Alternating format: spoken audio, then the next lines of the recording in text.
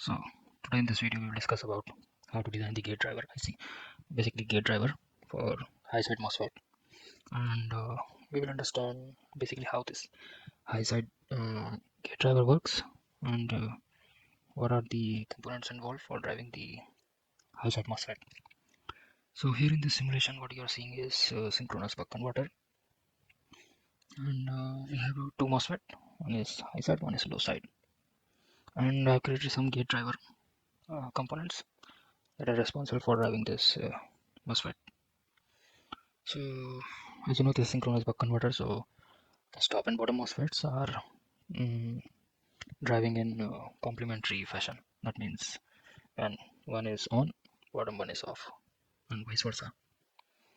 So what happens is, if we talk about this bottom MOSFET, this is very simple design. Just give the PWM, and that's it.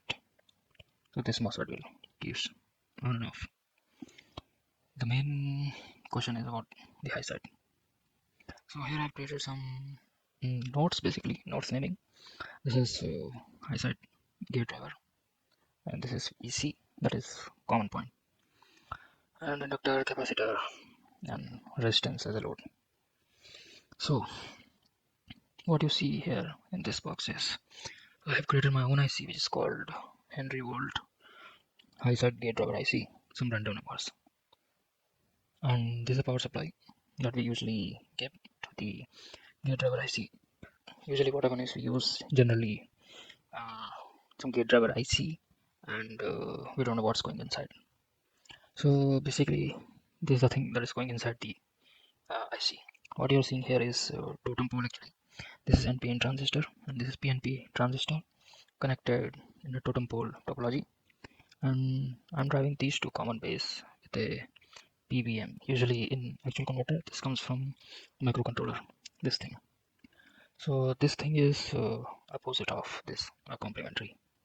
So when this turns on, this turns off, and when this turns off, NPN turns off and PNP turns on, and when this turns on, this turns off, and when this turns on, so NPN turns on and PNP turns off.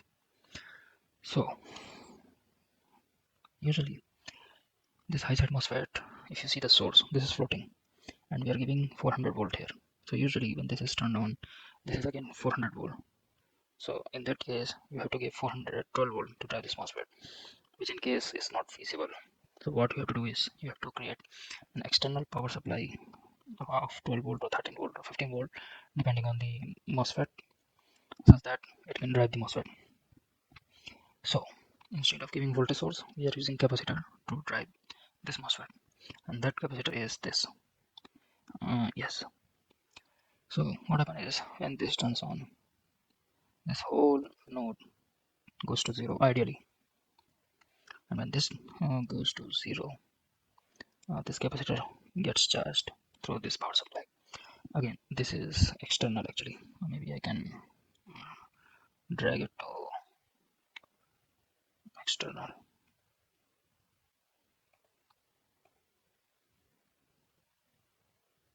Like this.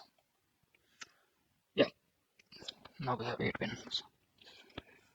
Okay, so what happened when this turns on, this capacitor gets charged. So let's see how this capacitor gets charged. So the current will flow from here through this diode, and this diode is Bootstrap diode, and we also have a current limiting resistor which is called uh, Bootstrap resistor, but in simulation we don't need, and we can talk about that in separate video, how to design all these components. But for now we are focusing on the working and understanding of high side MOSFET driver. So the current is flowing through this diode, and this through capacitor, some current through here, most of the current through here, and this current goes from here again like this, and this power supply is grounded. Okay, then now in this, when this is turned on, this charged. Now in next case what happens is this has to be turned off, and this has to be turned on, and this gets turned off. So this capacitor positive side reverses the current and goes from like this. This cannot go because of reverse bias diode. The current has to flow. All the current has to flow from here. It comes from here. Now, since this is turned off, so this is turned on. This is turned on, so this is also turned on. This is turned on, so the current will flow from like this to here. And ultimately, this capacitor is charging like this, VGSH here. And this is coming again from here to here. So like this loop is completed. Now, in the next cycle, this is turned off. And this is turned off. So what happens is, we have to pull the charges out of this gate, right? So how does that happen? It's as simple. So the current flows in reverse way. So it's like this. It goes like this in a reverse fashion.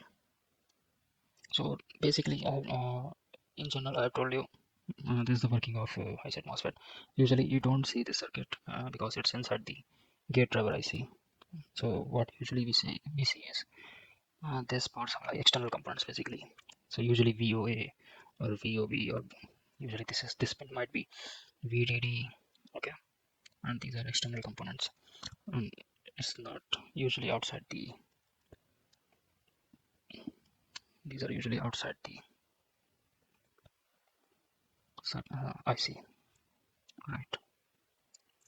So let's see how the circuit runs in simulation. So first let's see. Yeah, that's running. Okay, let's stop the simulation. Enough. Okay, now let's zoom somewhere. This much. Now it's time to see how our high side behaves. Okay, yeah. So you can see how beautiful this PWM is coming from high side. See how beautiful. And since both are operating in complementary fashion, so I hope that our converter is running. So let's see the output. Yes, this is 220 volt, and I'm running at 50% duty cycle. Usually it should be 200, but let's say some inductance or something. 400 volt converter to 220 volt at the output. What is the current? Current is also fine.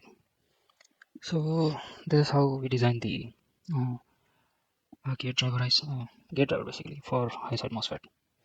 We can also see that how to select this bootstrap capacitance. Usually this bootstrap capacitance we have to keep high. I have kept 100 nano. You can also increase it. Let's say 500 nano. Again we can.